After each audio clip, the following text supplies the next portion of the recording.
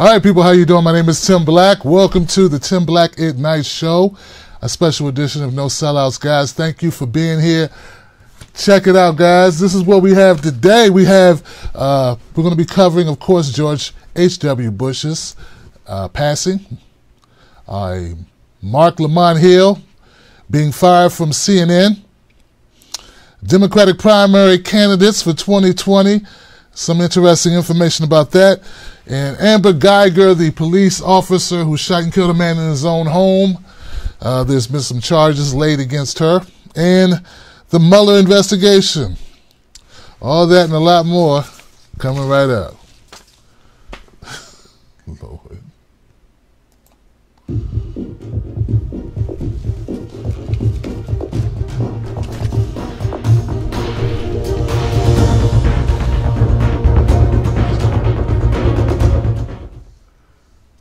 Yep.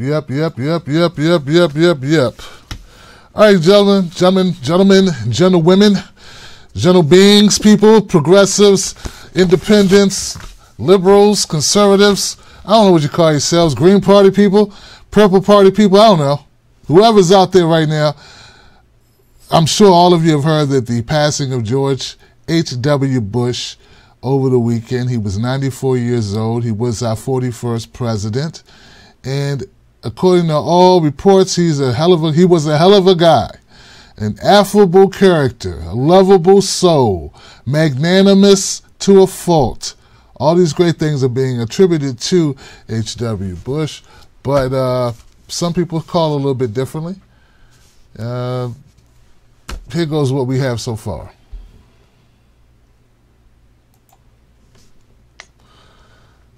This is that's where we are now with George H.W. Bush.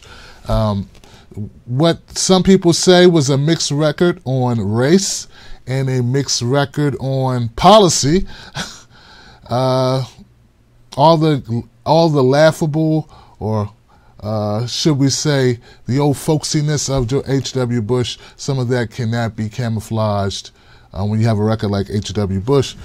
His civil rights record alone was enough to make certain people, particularly your brother here, Tim Black, be very critical of his policies. But as is pretty much the customary stance that many public officials take, and politicians, people of the world who look to ascend to different positions, they were very complimentary of H.W. This is where we are now.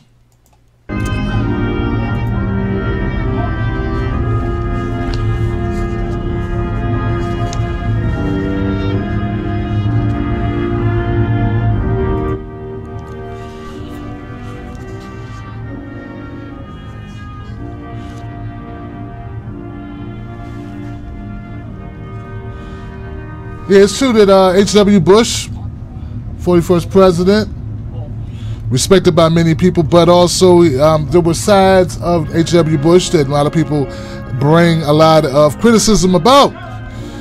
He campaigning back in, I think it was 1988. Some of the tactics that he used against Dukakis stands to this day to be some of the most horrid of campaign strategies.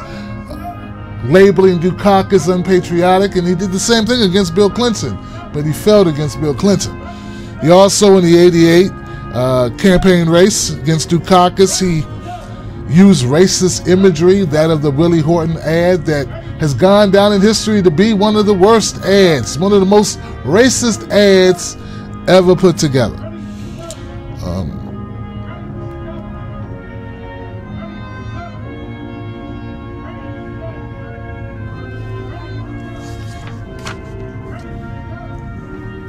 You know, it's not to say that the friends and family of H.W. Bush, of course, they feel a lot of sorrow. That's understandable. We get that part, and I don't think anybody would have a problem with someone who knew H.W. Bush to be very circumspect with the words they may describe H.W. Bush with. But for the rest of us who are not friends of H.W. Bush and don't know him personally, I think we could do a lot better than we've been doing as far as keeping it real about the man's record and about what he stood for. This is a man who voted against the Civil Rights Act. He chose to do it. This is a man who used racist imagery. This is a man who, one of the worst things he did was he pardoned a number of figures that could have resulted in him being prosecuted in connection with the Iran-Contra scandal. That's like one of the last things he did as he left office, made sure he wouldn't be prosecuted. I don't know. You won't hear these types of things discussed much over the last couple of days. Over the last couple of days, you wouldn't hear it because it's not favorable. It's kind of hard to, make a guy seem nice, the nicest person on earth, when you start bringing up skeletons. I mean, he was the president of the United States, meaning he oversaw many activities that are not so nice and not so diplomatic, or it caused damage across the world. Come on, he's a president. That's what presidents do. Presidents, they order things, whether it's behind the scenes or in front of the scenes. This is what presidents do, and George H.W. Bush is no different. So there's a long list of different issues, different things that he did. As a freshman congressman from Texas, Bush joined a group of moderate Republicans to support civil rights legislation and voted in favor of the 1968 Fair Housing Act. But then he turned around and voted different ways based on whatever the climate was. So I think through and through, it wasn't that George H.W. Bush was a bad person or a good person. It was just more like he did things for political expediency. He did things that whatever was in the best interest of himself and of his career at the time. That's what I think is true about H.W. Bush. And in that vein, I don't know if he's much worse or much better than many other presidents before or after him. Of course, now they're comparing him to Donald Trump. I don't know. I guess the jury's still out on how much similarity or if no similarities between the two. But it's a different age. Definitely a different age. There was no Twitter. And there was no, come on. I don't think it's even fair to compare the two people. I see no similarity at all. And I guess maybe that's the whole point. They're saying they want to go back to a time when presidents looked the part and talked the part and just did whatever the hell they wanted to do. With Trump, is the only part that Trump is keeping up, or the similarity with Trump, is that he's doing number three. He's doing what he wants to do, but he's not talking the part or acting the part, which keeps us focused, hopefully, some of us who pay attention to what he actually is doing. So when you put a nice veneer on top of bad activity, it's easy to ignore the bad activity because you got the pretty veneer showing. They say putting lipstick on a pig, you still got a pig, just got lipstick on him. So I think H.W. Bush was just good at the lipstick part, as was Clinton, as was Obama. And Trump not so good at it, and also the media is not allowing it to be good enough. So that's what I think about it. As you know, I'm sure any channel you cut on, you could find glowing reviews about H.W. Bush and his legacy. I don't know if any friends or family of H.W. Bush are watching. Out of respect, we say condolences to the friends and family. But as far as what type of president he was, I always say presidents could do a lot more than what they choose to do. It may result in your death, but you could do more for regular people, for poor people, for disenfranchised people. I'm sure of that. So anyway, we'll leave it there.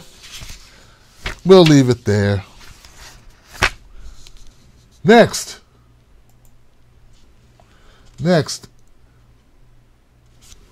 Marc Lamont is a CNN contributor. He's also a professor at Temple University. He was a CNN contributor, and I don't know if he's still a professor at Temple. He may or may not be, considering it sounds like they wanted to get rid of him. Well, anyway, Marc Lamont Hill made some comments on at the UN. They got him in a lot of hot water. And here goes the comments, just in case you haven't actually watched them or heard them. City who are being trained by Israeli soldiers. We brought a delegation of black activists to Palestine, and we saw the connection between the police in New York City who were being trained by Israeli soldiers and the type of policing we were experiencing in New York City. We began to see relationships of resistance, and we began to build and struggle and organize together. That spirit of solidarity, a solidarity that is bound up not just in ideology, but in action, is the way out. So as we stand here on the 70th anniversary of the Universal Declaration of Human Rights and the tragic commemoration of the Nakba, we have an opportunity to not just offer solidarity in words, but to commit to political action, grassroots action, local action, and international action that will give us what justice requires. And that is a free Palestine from the river to the sea. Thank you for your time. All right.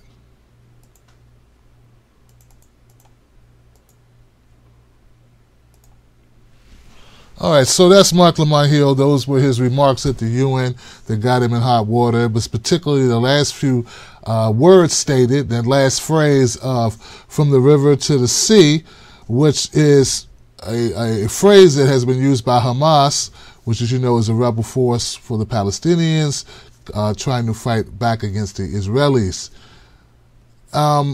So they say that's the part that really got him in trouble, because they said he's echoing anti-Semitic terminology or phraseology when he speaks that way. Okay, so here's my thing, guys. Because somebody on my show on Friday, they asked me what did I think about Marc Lamont Hill, and I didn't get back to it, so let me state it here, guys. You know, I've always shied away from the Jewish, the Israel-Palestinian conversation, because I always felt there had to be something that I was missing. Yeah, I don't know about you, but I always thought, like, you know what? I'm a novice at Israel. I'm a novice at Palestine, or what's happening with the Palestinians. Maybe it's something I'm just not getting, and I don't want to get involved or speak too boldly, because, I mean, it can't just be that they decided that this land that people were living on, well, they weren't going to no longer be able to live on it. I had to be missing something, because it couldn't be that simple. Oh yeah, it's that simple. Now I get it. You know, the Jews had went through the Holocaust, Nazi Germany, and they wanted a place for the Jews to be where they would not be subjected to, or try to prevent any type of reoccurrence of such a genocidal, like, Holocaust, like maniac, inhumane treatment, just totally wiping out of people. It's just horrific, and I get that you would want to do something. But for the life of me, I don't understand how this is the solution.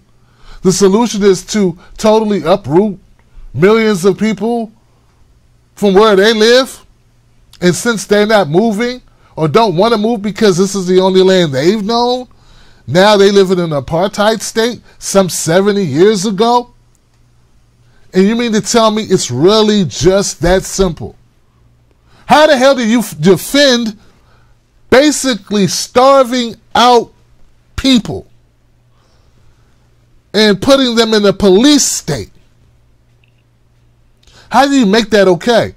Well, it's easy. You make it okay because you have a lapdog, which is the United States, who has a lot of firepower, basically carry water for you, to the point where even a conversation, even words like this, to just say, hey, man, what about the humanity of all people? What about the humanity of Jewish brothers and sisters, but also the humanity of Palestinians? Can't we preserve all humanity, and can't that be like We can chew gum and walk and care about both, right? Why does it have to be either or? Why come there can't be a two-state solution? The mere fact that Marc Lamont Hill can make a statement, I don't even see how it was so radical. He wasn't calling for any type of violence. He didn't even speak, he didn't speak like I would usually speak. I've been trying to tone down my language lately, but he didn't speak like, dropping F-bombs and calling people pigs and scumbags and things of that nature. He was basically saying that he thought that the Palestinians were getting a raw deal and they deserved to be treated like human beings. And even for that, he was fired from a news organization. And now, where he teaches, Temple, some professor or some high-ranking member wants to get him removed from his position, remove his tenure or whatever. And if that doesn't tell you right there that there is a problem with how much power one group of people has over the narrative, I don't know what else will. What else will? I know one thing. I don't want to hear anybody else talk about black people this political correctness stuff goes too far, or about gay people, or about transgenders, or anybody, or short people, or fat people, or any other group of people, because obviously we definitely ain't kicking no butt like the Israelis. Gosh, you even utter like, hey, maybe you shouldn't, do that. Maybe you shouldn't, Israel has bragged about only allowing just enough food to come into Palestine or into Gaza so that they don't all die of starvation at once. They shoot not only Palestinians, they shoot reporters and doctors and nurses. They just shoot them. Sniper fire. And for some reason, that is seen as acceptable. And to be a champion for humanity is to be against inhumane actions against anyone, regardless to color, race, nationality, or religion. And somehow that can be twisted into anti-Semitism. And all this time I thought it was more complex. It's really not. But it is shameful. All right. So that's how I feel about that, guys.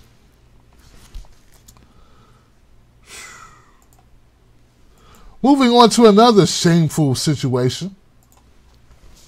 I bring you the story of an update on the story of Amber Geiger and the shooting of Botham Jean. Now, you may recall this happened a couple months ago now, right?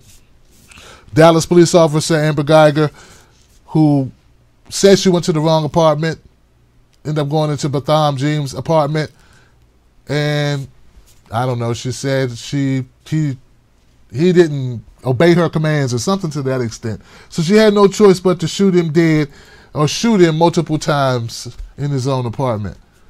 Now, originally, they were going to charge her with manslaughter, but now they've come back. They've changed the charge. They've upped it to murder. Former Dallas police officer Amber Geiger has been indicted on a murder charge in the killing of her black unarmed neighbor in his own apartment.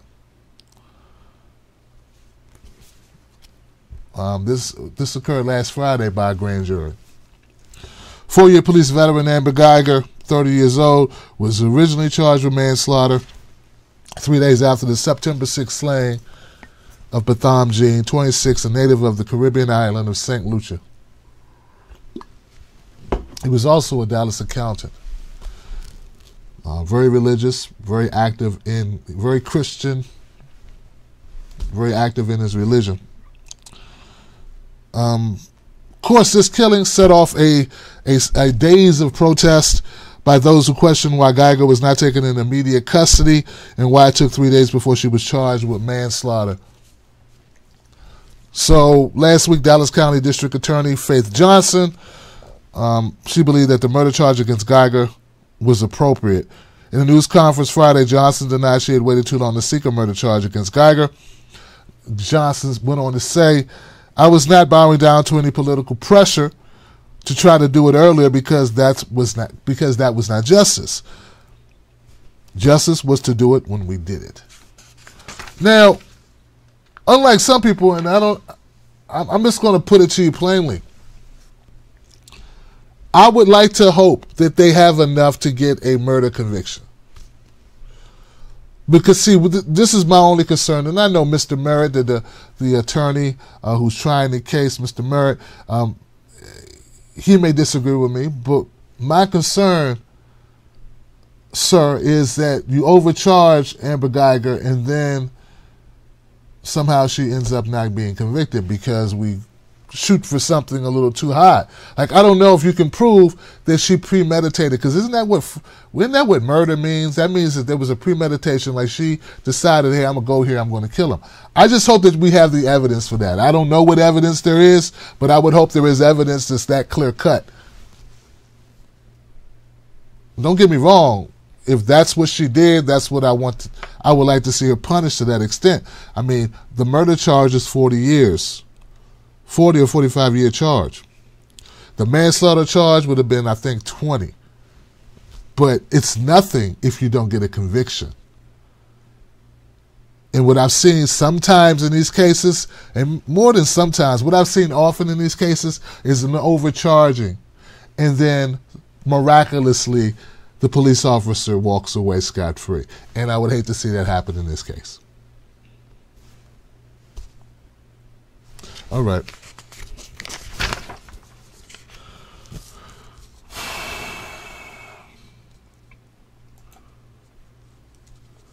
Well, this is where I remind you guys that my name is Tim Black. This is the Tim Black at Night show. Then on Monday, we have no sellouts, and that's what we consider this, a no sellout show.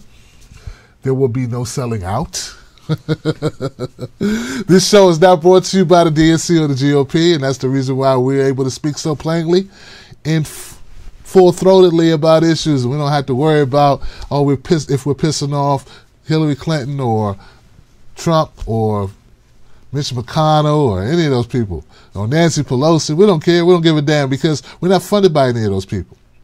Only people that give to the show are private individuals like yourself who happen to like the show, appreciate it, and find value in it.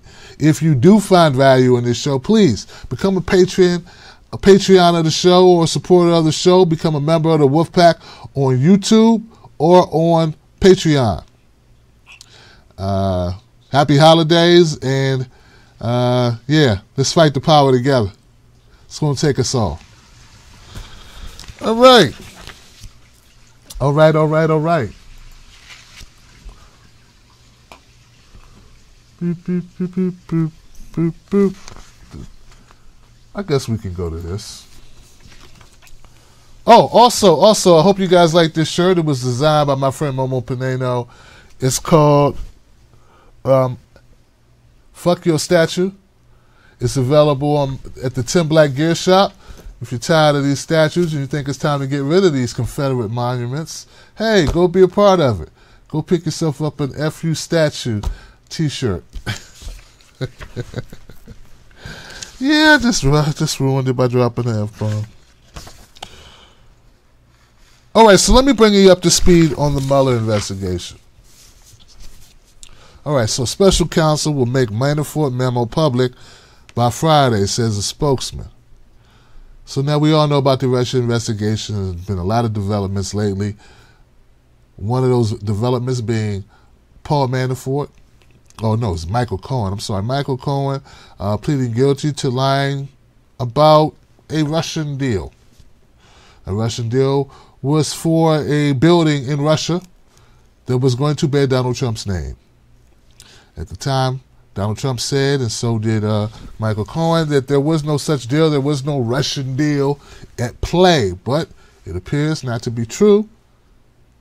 Even though the deal did not happen, there was conversation or talks between Donald Trump and Russia, or Trump Enterprises, for a building in Russia.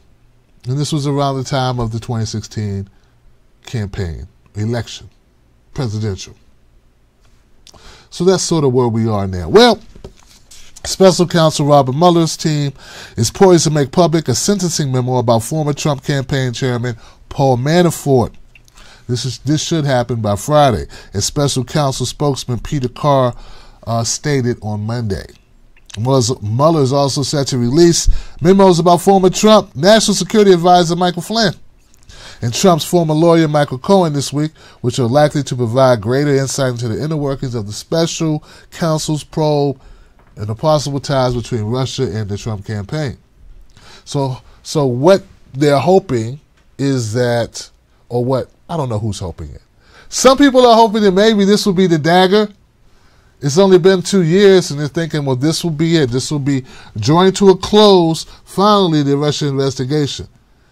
And guys, frankly, I'm tired of hearing about the Russia investigation. I mean, if you got evidence, please, for God's sake, bring it.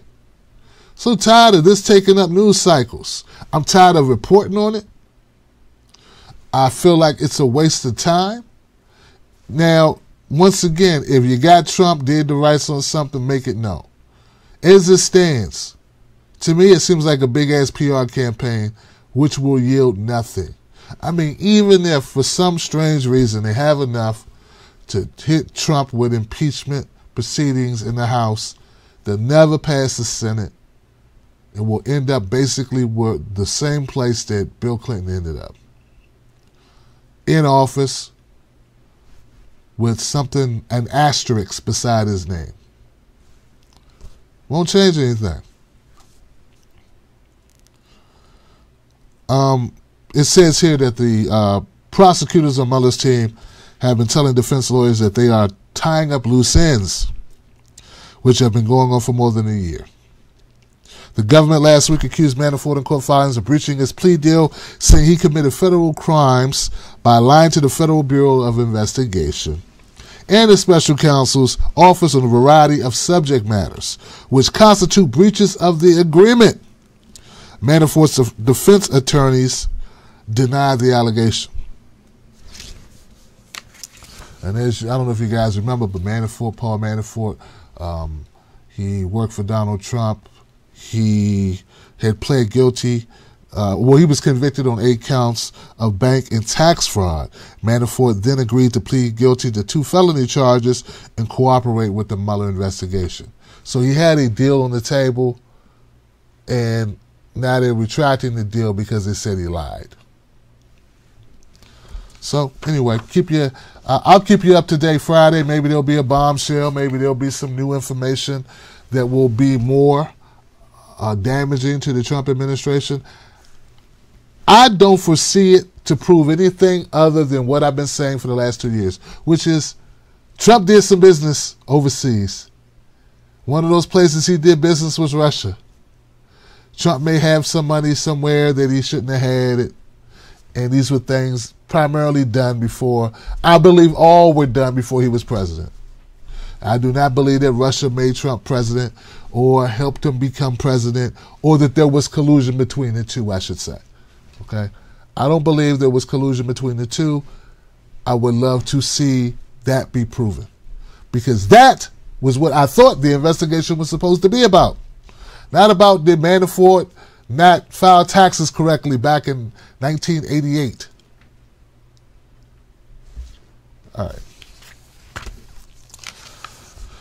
All right, speaking of 1988, guys, there's a lot of Democrats who may be running for office or running for the presidency, the Democratic primary in 2020. I mean, this is a long grocery list. I mean, you remember how long the line was for the Republicans in 2016, right? It's like 30 of them. Well, tighten up your belts and lace up your boots, baby. The Democratic primary is maybe almost as long a line, right? So we got some people that are thinking about running, and the crowded field on the Democratic side looks a little crazy. You got from Bernie Sanders to Elizabeth Warren to Kamala Harris. The emerging 2020 Democratic field is taking a new approach to the early presidential campaigns. See, as I reported earlier last week, Bernie Sanders has been talking to friends and his close associates, which are only a few. He's got like a brain trust. But the rest of the field, including Biden, Kamala, Elizabeth Warren, Cory Booker, and about 10 other people who I can't think of right now, they've been doing like think tanks and holding little soirees and going to big ticket areas in big time like parties at the George Clooney house or Matt Damon's house or whatever, trying to raise money, or holding exploratory committees is what they say. Hey, that's it. Exploratory committees. Putting out feelers, trying to see who would be a good candidate. Making sure they can raise the money, making sure they got the right support and the right organizations, the right corporations that are willing to pony up the dough for their campaigns. So, yeah, one of those people is Kamala Harris, as I just stated. Recently, Democratic Senator Kamala Harris of California said she planned to make the very serious decision about whether to run against Donald Trump in 2020 over the holidays. She says, "I will make that decision with my family," Harris said in an interview with MSNBC's Mika Brzezinski. She also said she was acutely aware of just how cutthroat the presidential race could become. She said, "Let's be honest, it's going to be ugly," said Harris.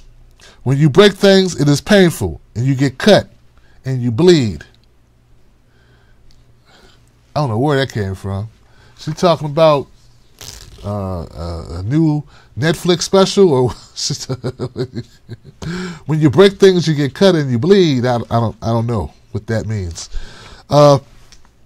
Speculation has swirled around whether Harris will make a 2020 bid. The Democrat has come into national spotlight in recent months, particularly over her role in questioning Supreme Court Justice Brett Kavanaugh. She got on I thought she hit the radar when she let Steve Mnuchin off the hook, or when she was using black inmates to fight all those fires in California, or when she was questioning Jeff Beauregard Sessions. Remember that? She was making Jeff Beauregard squirm. And as much as I don't trust Kamala Harris, I was glad to see Beauregard squirm. Because his name was Beauregard. But here's the thing, like, there's something. So CNN did this poll, right? And in the poll, the results said that Kamala Harris was the most likely Democrat to win the primary. Now, Politico did a poll that said it was Joe Biden. They said number 2 was Bernie Sanders. So we got different polls going on, and I expect to see a lot more polls, a lot more poll dancing going on between now and, I don't know, the middle of 1919. Who's more likely to win? Who knows, right? It's a long ways away as far as, the primary, but I expect it to be pretty crowded. You got Beto O'Rourke as a new person whose hat may be thrown into the ring, so to speak. Then you got that guy Michael Avenatti, haven't really figured out how to pronounce his name yet. Just the lawyer for Stormy Daniels. People were talking about him running. And then we got the people I just named, Elizabeth Warren and Cory Booker and Kamala Harris and Bernie Sanders, even though he's not a Democrat. So it's very busy. And Joe Biden. Joe Biden. So it's a deep field. What I would like to know if there are going to be any Republicans with enough guts to challenge Donald Trump. I'd also be interested to see if Donald Trump even runs for a re-election. I mean, he might be a little tired, Yeah, I mean, can't be the only person who's ever thought maybe Trump. I don't think he ever planned on being president, not really. He was as shocked as the rest of us when he won. And now he's like, I knew this job was going to suck. So many other things a rich guy could do.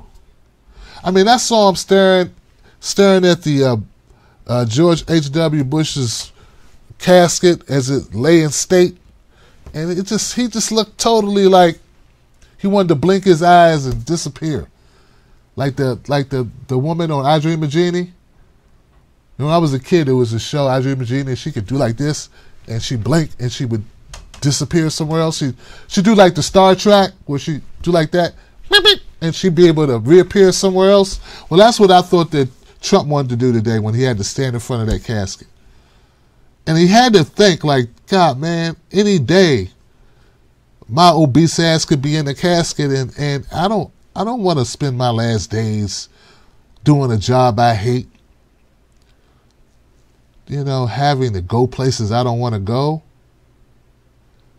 And Donald Trump's got money. He just want to be with his trophy wife and go play golf and spend money. Hell, he wants to do running a country. Or, let's keep it real, pretending to run a country. I don't know, man. It's just things I think about. I can't be the only one who's ever thought about it. Anyway, guys. Hey, man, I told you this show is not brought to you by the DNC or the GOP. This is brought to you by TBTV, which is Take Back Television. And we really need to take back television. So thank you all for tuning in tonight for the show. Just don't forget, find me on Twitter, find me on Facebook as Real Tim Black. You can also, what else could you do? Oh, find me on Instagram at Tim Black at Night. Yeah, that's where we are. And this week we're going to try to restart our Coffee with Tim Black show. And don't forget, guys, go to justinformed.com, become a member of a social media site that doesn't steal your data, doesn't follow you around the internet. You know, you look at slippers on one site, and then when you go to another site, it's, you know, the slippers keep following you like a jealous ex stalking you around the internet. Just Informed doesn't do that at all. Just Informed is a place for anybody with any political persuasion. You can join up and talk about things that matter to you in your world. Whether you're a person who makes content or a person who just wants to keep updated on the news. So go to justinformed.com and become a member and tell them that Tim Black sent you. All right, now. That's all I got. I appreciate y'all. I know it's late. Have a good week. I'll see you on the next one.